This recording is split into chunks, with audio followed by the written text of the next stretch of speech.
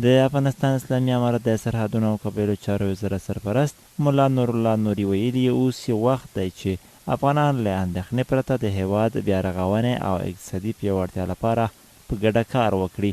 نوموړي دغه راز ویلي چې ولایتونو ته یې د سفر موخه د ولسونو د ستونزو اورېدل او د اسلامي نظام ملاتړ ته د خلکو رابلل دي. نوموړي د افغانستان ډېری شمېر ولایتونو ته سفر پیل کړی او هېوادوالو ته ډاډ ورکوي چې ستونزې به یې د حل په موخه تر اړوندو ادارو پورې ورسوي.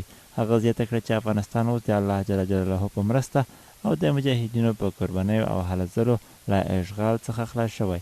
اوس د دې وخت دی چې افغانان له اندېښنې پرته د هېواد بیارغونې او اقتصادي پیاوړتیا لپاره په ګډه کار وکړي. نوموړي دغه راز ویلي چې د پوځي ادارو پیاوړتیا او منسجم کول د اسلامي امارت لومړیتوب دی او په دې برخه کې اړین اقدامات تر لاس لاندې نیولي دي. ده زیاته کړه چې افغانان باید د خپل اسلامي نظام ساتنه کې له هېڅ ډول هلو ځلو څخه ډډه ونه کړي. له نورو مجاهدینو یې هم غوښتي چې د بیت المال او پوځي وسایطو او وسایلو ساتنه ته ځانګړې پاملرنه وکړي.